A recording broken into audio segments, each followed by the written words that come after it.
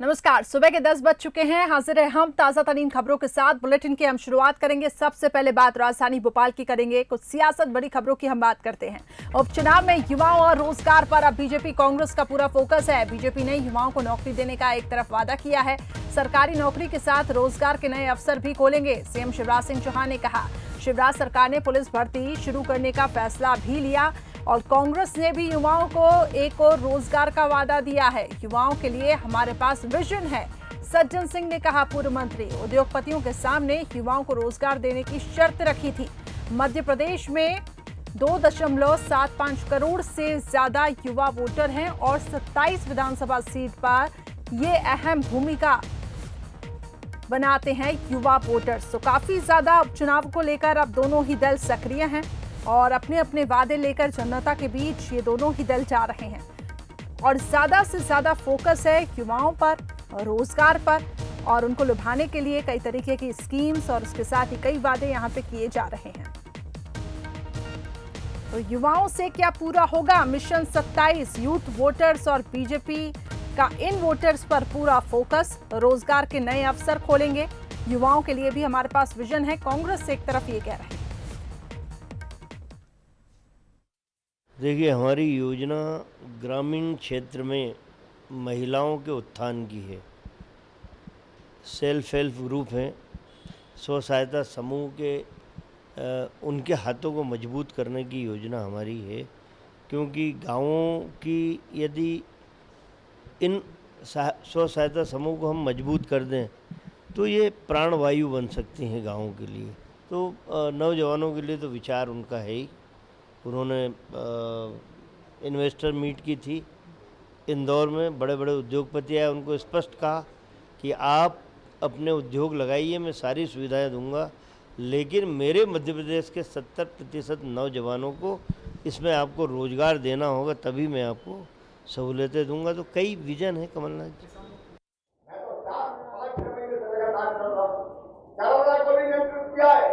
लेकिन मेरे किसान भाइयों, गरीब भाइयों, नौजवान बेटियों, आपके लिए भी कोई कसर नहीं छोड़ी है।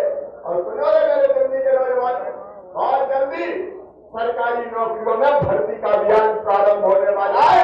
हम नौजवानों को चलिए, ज्यादा अपडेट हम कर लेते हैं, इसमें ले लेते हैं हमारे संवाददाता वासु चौरे जुड़ चुके हैं। वासु, दोनों ही दल युवा वोटर्स को लुभाने के लिए अलग अलग पैतरे अपना रहे हैं। एक तरफ बीजेपी जहां वादा कर रही है कि युवाओं को रोजगार दिया जाएगा, तो वहीं कांग्रेस कह रही है हमारे पास तो विजन है, यानी कि साफ है कि युवा वोटर्स पर पूरा फोकस है।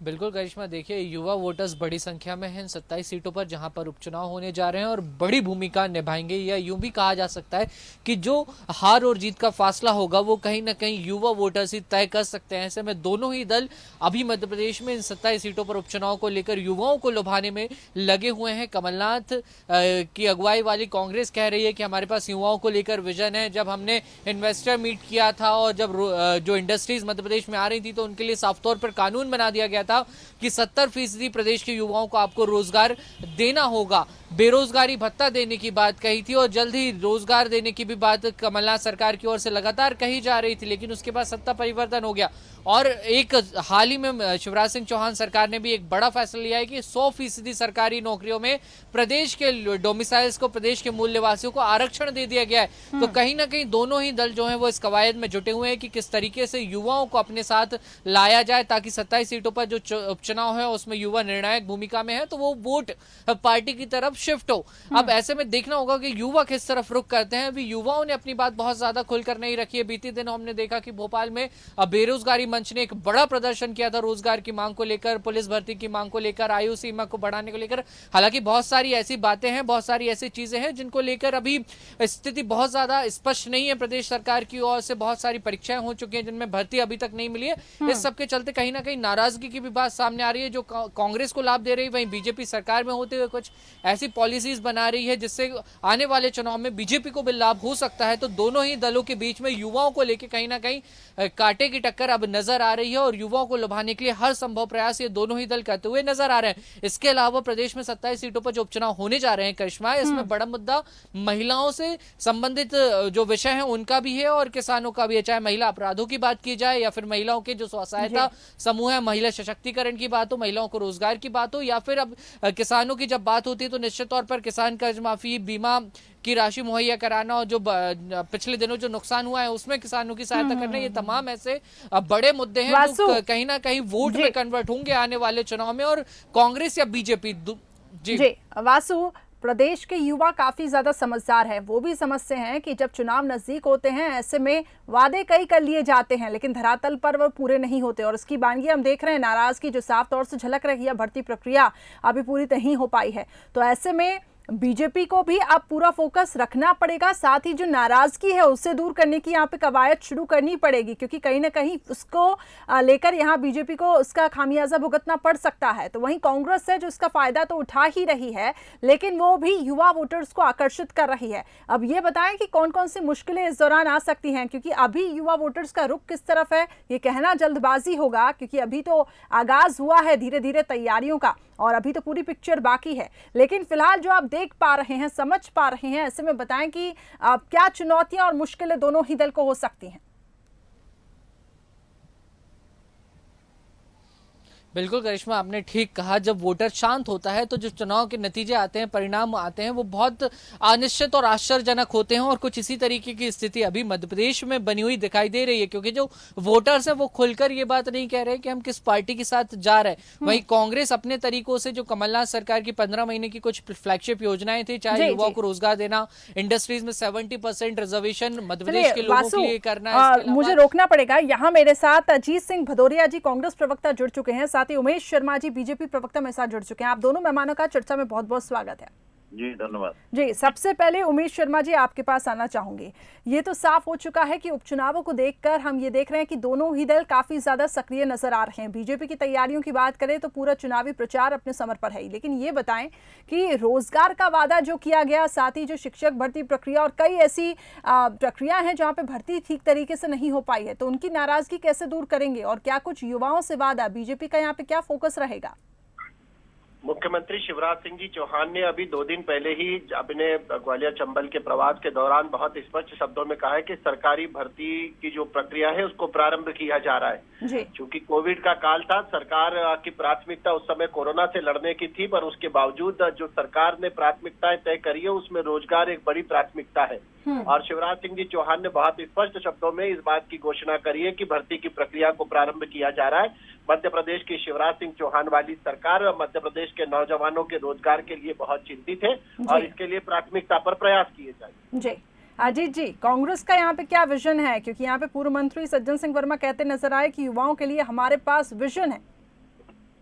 निश्चित रूप से करिश्मा जी, कांग्रेस के पास हमेशा से विजन रहा है युवाओं के लिए। कांग्रेस ने देश के, प्रदेश के भविष्य को देखकर ही हमेशा काम किया। चाहे वो राजीव जी द्वारा युवाओं को 18 वर्ष की उम्र में वोटाधिकार का मामला हो या कमलनाथ जी द्वारा उद्योग धंधों में रोजगार में 70% आरक्षण प्रदेश के युवाओं के लिए हो। प्रदेश में अल्प समय में ही कमलनाथ सरकार ने जो अपना वचन पत्र था युवाओं के रोजगार बेरोजगारी भत्ता देने की दृष्टि में, उस पर काम चालू कर दिया था। 3 बार रिपोर्ट आई, जो कमेटी बनी उसने रिपोर्ट प्रस्तुत की, परंतु कुछ कमियां थी और पुनः उसको पुनरीक्षण के लिए भेजा गया। परंतु दुर्भाग्य से भारतीय जनता पार्टी के षड्यंत्र द्वारा कमलनाथ जी की जो युवाओं के लिए कार्य किया जा रहा था प्रदेश में, उसको ध्वस्त करते हुए ये सरकार गिरा दी गई। भारतीय जनता पार्टी हमेशा से युवाओं को खरीद फरोख्त और IT के माध्यम से बरगलाने का काम करती है। इसने युवाओं को देश हित में एक नई दिशा प्रदान करने का कोई भी कार्य नहीं। चलिए अब अजीत जी, वादे दावे कर लिए जाते हैं, उमेश जी क्या जवाब देंगे आप? ये तो बहुत गंभीर बात कह रहे हैं अजीत जी की मध्य प्रदेश के नौजवानों की खरीदी बेची का जो आरोप है, मुझे लगता है ये आरोप तो बहुत निंदनीय आरोप है। इस प्रकार के आरोपों से बचना चाहिए। मध्य प्रदेश का जो नौजवान है वो बेरोजगार भले ही हो सकता है पर स्वाभिमानी है, और कोई भी राज्य सरकार हो या कोई भी दल हो उसमें ताकत नहीं है कि किसी भी नौजवान के स्वाभिमान को खरीद पाए। और जहां तक भारतीय जनता पार्टी का प्रश्न है, भारतीय जनता पार्टी बहुत स्पष्ट शब्दों में, मैंने पहले भी कहा था कि मुख्यमंत्री जी ने इस बात का वायदा किया है और नौकरी और रोजगार दोनों ही मोर्चों पर भारतीय जनता पार्टी की सरकार काम कर रही है। और मध्य प्रदेश की जहां तक कमलनाथ जी की सरकार का, इन्होंने तो नौजवानों को ठगा है। इन्होंने तो अपने वचन पत्र में कहा था कि 4,000 रुपए का बेरोजगारी भत्ता प्रारंभ करेंगे। अगर किसी एक भी बेरोजगार को मध्य प्रदेश में 15 महीने में कमलनाथ जी की सरकार ने 4,000 रुपए का बेरोजगारी भत्ता दिया, जवाब दीजिए अजीत जी बताएं जी। तो मुझे लग रहा है कि केवल झूठे वचन पत्र के चलिए, मुझे आगे भी बढ़ना है। अजीत जी संक्षिप्त में अपना कमेंट दीजिए, फिर मैं आगे बढ़ूं। पहले तो मैंने युवाओं के मान सम्मान की नहीं, ये विधायकों को खरीद फरोख्त करके युवाओं को जो सिखाया है ना कि खरीद फरोख्त ऐसे करो, ये प्रस्तुत किया आचरण, इसकी बुराई कर रहा हूँ मैं। सर कुछ तो नाराजगी रही होगी ना, तभी तो वो विधायक पाला बदल कर आए। कांग्रेस पार्टी ही एकमात्र ऐसी पार्टी थी जिसने अभी हाल ही में शिवराज सिंह जी को मजबूर कर दिया कि उन्हें घोषणा करना पड़ी कि शासकीय सेवाओं में प्रदेश के युवाओं को रोजगार देने के लिए मजबूर करना पड़ा। नहीं तो शिवराज सिंह जी ने तो प्रदेश के बाहर के लोगों के लिए रास्ता खोल दिया। चलिए अजीत जी, आरोप प्रत्यारोप का दौर यहाँ पे चलता रहेगा, लेकिन सच तो ये है कि युवा इस देश का भविष्य है। अगर दोनों ही दल युवाओं के बारे में सोचते हैं तो ये बहुत अच्छा होगा, क्योंकि वो युवा काफी ज्यादा आस लगाए सभी से बैठे हैं। बहुत बहुत शुक्रिया आप दोनों का हमारे साथ जुड़ने के लिए। तो सरकारी नौकरी के साथ साथ रोजगार के नए अवसर खोलेंगे, सीएम शिवराज सिंह चौहान ने वादा किया है। और वहीं कांग्रेस भी एक तरफ कह रही है कि युवाओं के लिए हमारे पास विजन है। तो एक बात तो बिल्कुल साफ है कि युवाओं पर दोनों ही दल का फोकस है, और युवाओं पर फोकस है। यूथ वोटर्स को लुभाने के लिए दोनों ही दल अब मैदान में उतरे।